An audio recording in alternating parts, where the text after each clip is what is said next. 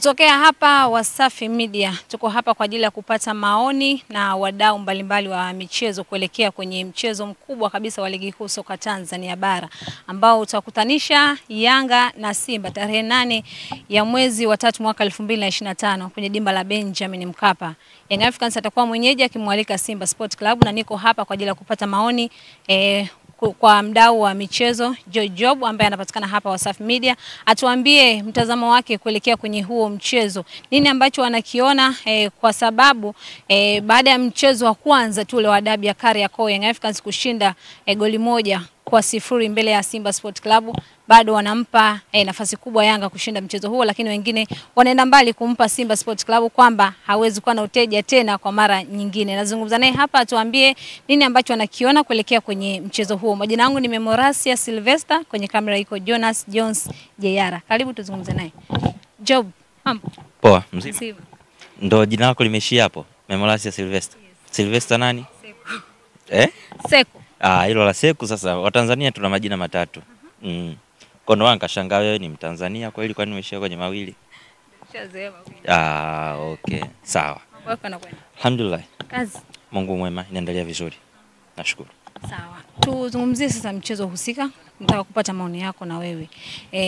Nini mtazamo wako kuelekea kwenye dabi ya Kariakoo ambao unakutanisha Yanga na Simba tarehe 8 kwenye dimba la Benjamin Mkapa? Mtazamo wangu ni kupata moja kati ya mechi bora ya msimu, na ina kila sababu ya kuwa mechi bora ya msimu, kwa sababu kwanza inahusisha timu mbili bora kwenye msimu mpaka sasa hivi, lakini cha pili inahusisha timu kubwa zaidi Tanzania, lakini pia cha tatu ni mechi ambayo inaenda kutoa taswira ya mbio za ubingwa msimu huu. Kwa hizo sababu kuu tatu zinanifanya niamini kwamba tunapaswa kupata mechi bora ya msimu huu. Zipo mechi ambazo tayari zimeshakuwa contender ya mechi bora za msimu.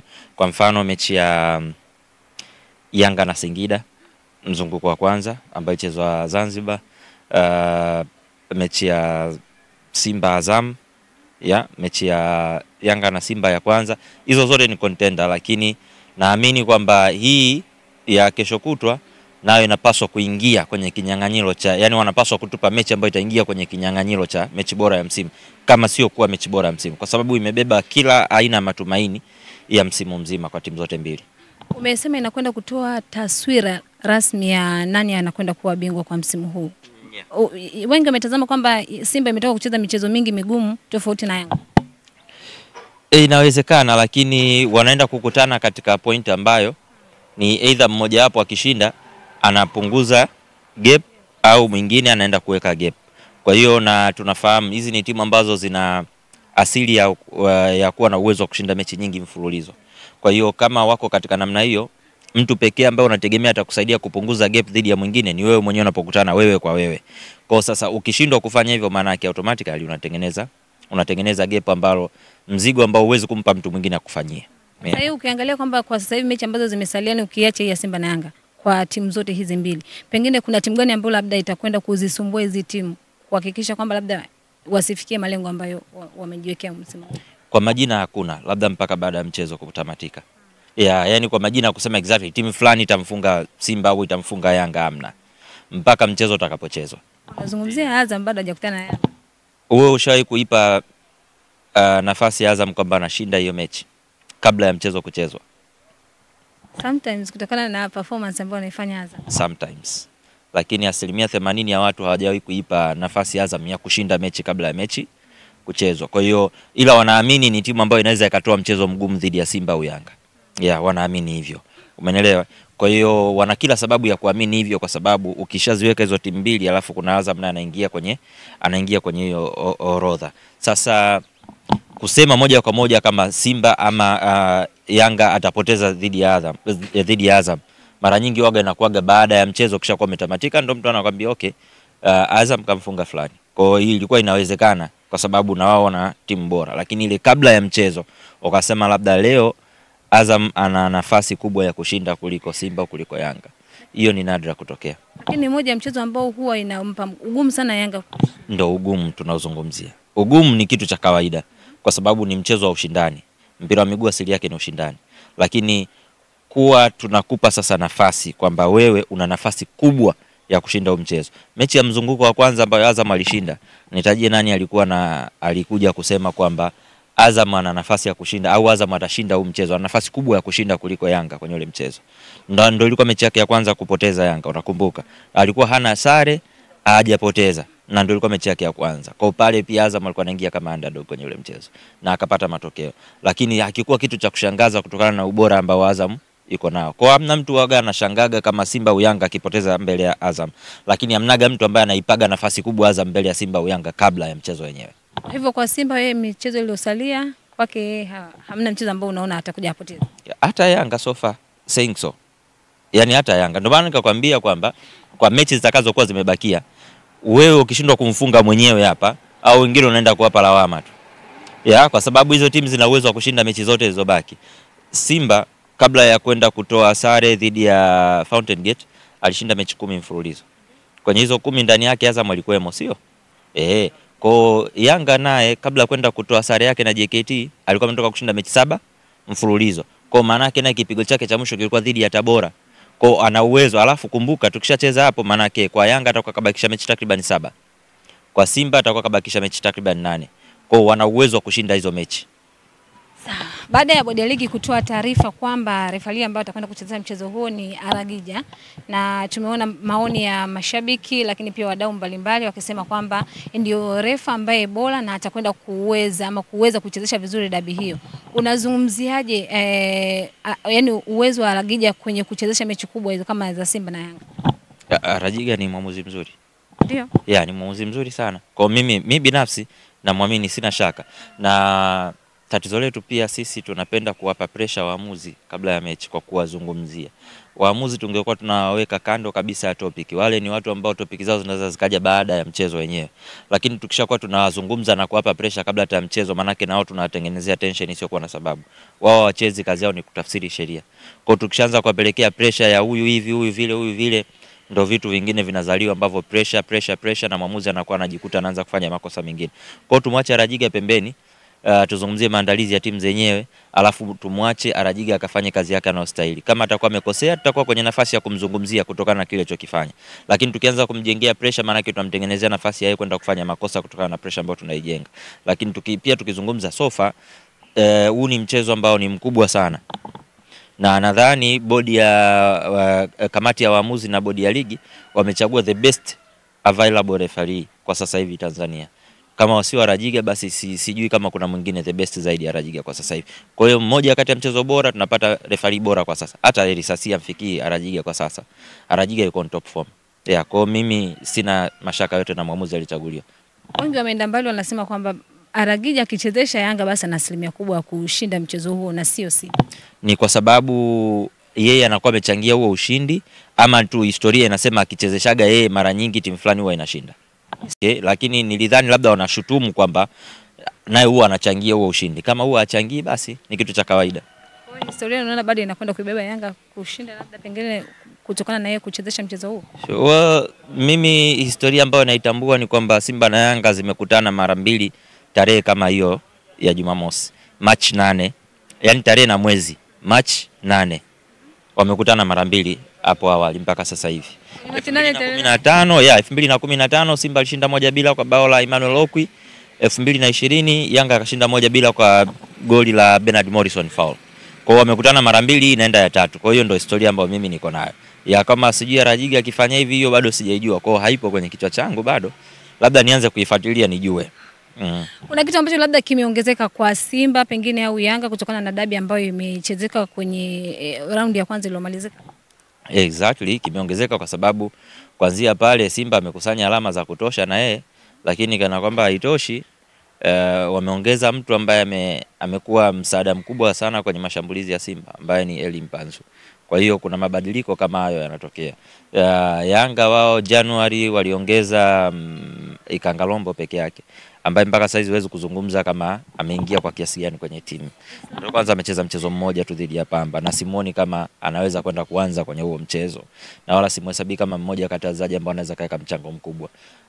Kwa sababu sidhani kama yuko fit enough kucheza mchezo kama huo mkubwa. Sio mechi ya kufanya majaribio actually au kutafutia fitness. Hiyo ni mechi ambayo inaamua msimu kwa kiasi kikubwa. Kwa hiyo Kitu pekee ambacho Yanga kwao kimekuwa ni kizuri, cha kwanza ni wachezaji wao wengi ambao ni influential wameanza kurudi kwenye ubora wao, ikiwemo Pacome, Azizi. I think Dube naye amekuwa yuko tu kwenye best form, japokuwa ana mechi kama 2 hivi hajafunga. Alafu then ukienda kwa Mzizi ambaye naye alikuwa kwenye form nzuri, sasa hivi ana mechi kadhaa naye hajafunga, lakini Max ambaye alikuwa kwenye majeraha ya muda mrefu kidogo amerudi na anaanza kucheza vizuri. Kwa hiyo hapo ndo, na neema nyingine ambayo imekuja kwenye kificho ni wao kutoka michuano ya kimataifa. Kwa maana yake saizi wana focus na local tu. Hawana ratiba ya kuwaza kwamba tutakuwa na mechi nyingine huku. Yaani malengo yao ya msimu sasa hivi kwa sasa hayajagawanyika. Yako kwenye kapu moja. Kwa maana yake nguvu, akili na mawazo yote yanakuwa katika sehemu hii. Sio kitu kizuri kutoka kwenye michuano ya kimataifa, lakini ni neema ambayo imekuja katika sura ambayo si sahihi. Kwa maana kwamba sasa mna focus kwenye kitu kimoja. Simba at least mawazo yao yanafanya vizuri. Kwa hiyo wakishindwa kuchukua, maana yake hawakuwa na msimu mzuri, hawakuwa na msimu mbaya. Jamzungumzia Isla Mwenda kwa sababu naye ni ingizo dogo kwa yeah. Anachukua nafasi ya yao pamoja na Kibwana Shomari. Na nadhani moja kati ya watu ambao usajili wake ulibezwa ilikuwa ni Isra. Sidhani kama walibeza kwa maana ya kwamba si mchezaji mzuri, ila ulibezwa kwa maana ya kwamba, au niseme ulizua maswali. Pacome kwenda kwa Maxi kwenda kwa Dube, alafu Dube anafanya layoff, anaipitia 1-0. Alafu mechi ya mzunguko wa kwanza ni ile tu, unaona kosa ambalo lilikuwa limefanyika na Kamara, mpira wa free kick ambao pia uweze kumlaumu kwa sababu yeye as a goalkeeper lazima instinct zake zinavomtuma, kama mpira uko kwenye mapana ya goli ni haki yake kufanya vile. Kwa hiyo ilitokea tu mpira ule aliocheza wa foul kaurudisha ndani, katokea na amejifunga basi. Lakini ukiuchukulia mchezo in general walikuwa wako fine. Walikuwa wako wameweza kuwa contain vizuri yani. Kwa hiyo watafeel kwamba nyakati ziko katika namna hiyo, na naamini kabisa mchezo huu watakuwa wanajiona wana nafasi ya kushinda. Kwa hiyo wataenda wakiwa makini zaidi, wakiwa na ari zaidi ya kutaka kushinda huo mchezo. Lakini bado I still feel kwamba kidogo Yanga ni superior kwa Simba. Sawa. Tunamalizia kwenye hili kwa sababu wengi wanaamini mchezo wa kwanza aliyewagharimu alikuwa ni refali ambaye ni Kayoko. Mpaka sasa hivi tujamuona akichezesha mchezo wowote. Na hili linawapapaa wakubwa mashabiki wa Simba kuamini kwamba wao ni favorite na watakwenda kushinda mchezo huu. Kwa tafsiri hiyo yani unakubaliana na hicho? No, not really. Mimi nadhani wao wajione favorite kutokana na form ambayo wako nayo. Sio yani kutokana na form ambayo wako nayo na namna ambavyo sasa hivi timu yao ina perform, inavobeba maelezo ya kiufundi na utekelezaji wake. Hicho ndio kitu ambacho inabidi waende nacho. Wanatakiwa watoe fikra ya mchezo wa kwanza. Hiyo ndo mara nyingi sometimes waga inapelekea mtu anapoteza mchezo, kwa sababu kwanza unaenda na hisia zaidi kuliko mpango kazi. Yes, yani unakuwa unaenda, yani wewe tu unaenda tu na hisia zaidi. Yani kama team inakuwa inaenda na hisia zaidi kuliko mpango kazi. Na hivi ndo mara nyingi inaweza ikapoteza direction ya team. Kwa sababu mna ile feeling ya kwamba sisi mechi ya kwanza bila fulani tulikuwa tunashinda. Kwa hiyo unaenda na hisia zaidi kwamba mara hii sasa hayupo yule mtu, tunaenda kulipa kisasi badala ya kuandaa mpango kazi wako. Inawezekana siku ile labda yule alikosea hapo na hapo, lakini je, nyinyi mlishaka na kuanalyze kuna makosa gani mliyafanya kwenye huo mchezo binafsi? Na je, mshaka kuanalyze mpinzani wenu amerudi kwenye ubora wake kiasi gani sasa hivi? Kwa sababu tangu mzunguko wa pili nadhani umeanza kwa hivi karibuni, Yanga amekuwa anashinda sana zaidi ya 2-2 kwenda 3-4-5, na wakikaa vibaya 6. Of course uwezo kuizungumzia sana ya Ken Gold kwa sababu ya nafasi aliyopo, uwezo kuifanyia comparison na Simba. Lakini kwenye ukikaa vibaya Yanga 3 anakupa. Kwa sababu wana variety ya watu ambao wanaweza kufunga. Kuna Pacome anafunga, kuna Azizi anafunga, kuna Mzizi anafunga, kuna Dube anafunga, kuna Maxi anafunga. Kwa either way inawezekana Maxi asiwepo kwa sababu hawezi kucheza wote watano kwenye kikosi kitakachoanza, lakini hao wachezaji wote watano wako ndani ya timu hiyo na wote wana uwezekano wa kufunga. Na wote wana uwezekano wa kucheza katika nyakati tofauti ndani ya huo mchezo. Kwa hiyo hivyo ni vitu vya kuwa navyo makini. Lazima uwe na mpango kazi kuelekea kwenye huo mchezo. Kwa ukienda na hisia zaidi unaweza ukajikuta dhahama inakukuta. Na mara nyingine pia tusimalize sana maneno. Kila kitu kinaendana kutokana na mchezo utakavyokuwa. Mchezo sometimes unaweza kubadilika kutokana na matukio ya uwanjani pale pale. Inawezekana ikatokea kadi nyekundu, inawezekana ikatokea penalty, inawezekana ikatokea kitu chochote ambacho kinabadilisha kabisa mwelekeo wa mchezo. Kwa hiyo ndo maana ya dabi yenyewe. Eneo gani ambalo pengine litakwenda kuamua mchezo? Labda ukitazama ubora kwamba Simba eneo fulani wako vizuri, lakini kwa Yanga eneo fulani wako vizuri. Hilo swali mmegoma kabisa kuliacha. Hapana. Eh. Yaani unakuta mwingine yani ndo yani maeneo fulani mfano kama katikati labda Simba ndio hatari sana. Pengine Yanga ndio afanye juhudi sana ama afanye kazi kubwa sana kwa ajili ya kuzuia au ya kufanya vizuri zaidi kwenye eneo la katikati. Kwa hiyo nataka kupata sana hiyo mtazamo wako kwa upande wako kwenye hayo maeneo ambayo Simba yuko bora na Yanga yuko bora. Actually mechi zitaamuliwa na safu za ushambuliaji. Nani ataweza kutumia nafasi atakazozipata, kwa sababu inaonekana kama chances zitakuwa chache kwa kila upande. Kwa nani atatumia nafasi yake kwa usahihi? Yeah. Na safu gani ya ushambuliaji italazimu mpinzani, safu ya ulinzi ya upinzani kufanya makosa. Kwa hiyo hivyo vitu ni muhimu sana. Lakini vyote vinatengenezwa na safu ya ushambuliaji. Lazima kuwe na safu ya ushambuliaji bora itakayo lazimu safu ya ulinzi kufanya makosa, na lazima uwe na safu ya ushambuliaji itakayoweza kutumia makosa ya safu ya ulinzi ya mpinzani. Kwa sababu kufanya kosa ni swala moja, lakini kosa lile kuadhibiwa ni swala lingine. Kwa kama atashindwa kuadhibu hilo kosa atakalofanyika na safu ya ulinzi, hiyo pia inakuwa ni changamoto nyingine. Kwa sababu hata walinzi na huwa wanajiandaa kisawasawa kuelekea kwenye hizi mechi, knowing kwamba si mechi ambazo unatakiwa ufanye kosa kwa namna yoyote. Kwa sasa ni kwa kiasi gani safu yako ya ushambuliaji itaweza kulazimu wale wafanye makosa, na ili hali nao wanajiandaa kutokufanya makosa kwenye mchezo mkubwa kama huu. Na litakapotokea kosa unaweza kulitumia kwa kiasi gani, utayari wako wa kusense kama hapa pana kosa na natakiwa kuliadhibu ili uweze kupata manufaa hiyo. Hapo ndo kitu kingine kinaweza. Lakini pia sehemu nyingine ambayo watu wengi hawaiangalii sana. Unajua watu wengi washazoea swali hilo, mtu atakwambia midfield, mtu atakwambia winga na vitu vingine. Goalkeeping area. Diarra na Kamara ndo wanaweza kaamua pia ushindi unaenda wapi kwenye hiyo mechi. Yeah. Kwa kama mmoja kati yao akiamka katika nyakati zilizo bora, nadhani ndo anaweza kaisaidia timu yake kupata ushindi. Kwenye mchezo ule wa kwanza watu watamzungumzia Kayoko, lakini Diarra naye alihusika. The chance ambayo aliifuta ya Lionel Ateba mchezo ukiwa uko bila, ile ilikuwa ni mechi yani ilikuwa ni save ya kuibakisha Yanga mchezoni. Kwa hiyo I think ukija kuachana mengine yote, lakini kwanza kabisa alikuwa ni Diarra ndo alifanya Simba isishinde ile mechi. Na inawezekana kulikuwa na mambo mawili, Diarra na Ateba. Ateba akufanya maamuzi sahihi kwa sababu angeweza kuisquare kwa Kibu ambaye alikuwa yuko kwenye open goal. Kwa alifanya makosa ya kutokusquare kwa Kibu. Alafu yeye Diarra akafanya maamuzi yaliyo sahihi kutoka kukava space na kucheza mpira kwenye miguu ya Ateba. Na alifanya double save in fact. Kwa hiyo sehemu nyingine ukitoa hizo safu za ushambuliaji ndo goalkeeping area. Hayo ndo maeneo pekee ambao kwa mimi mtazamo wangu yanaweza kaamua mechi. Na unaona kama kutakuwa na magoli mengi sana? Magoli mengi kwenye mchezo mkubwa huwa hayapangwi. Inategemea na mchezo utakavyokuwa unaenda. Na hata ukiangalia mechi ambayo labda Simba alifungwa 5, nadhani kuanzia baada ya goli la 3 ndo pale ulikuwa unajua kwamba hapa sasa almost kila kitu kinaenda kuharibika. Kwa sababu unaona nimeshapigwa goli la 3, dakika bado zipo, na kwenye mechi kama zile ukishafungwa goli la 3 maana yake unajua mchezo tayari ushatoka kwenye mikono yako. Kwa hiyo unakuwa hujui kati ya kushambulia au kuzuia. Kwa sababu kwa timu kubwa kama Simba au Yanga huwezi kukubali kwenda kukaa nyuma kuzuia dhidi ya mpinzani.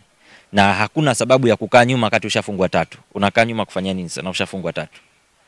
Lakini kiuhalisia una uwezo wa kukaa nyuma hata kama ukiwa umeshafungwa 3 kwa ajili ya kukwepa fedhea.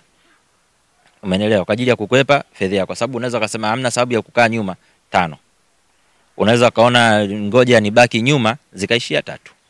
Lakini pia hapo itategemea na wapinzani wako nao bado wana njaa kiasi gani. Umeona? Sasa kwa wakati ule wale wenzao walikuwa washaidiwa kuanzia 3 kila goli litakaloongezeka lina milioni 100. Kwa wao bado walikuwa na njaa ya milioni 100 kwa kila goli linalofuata.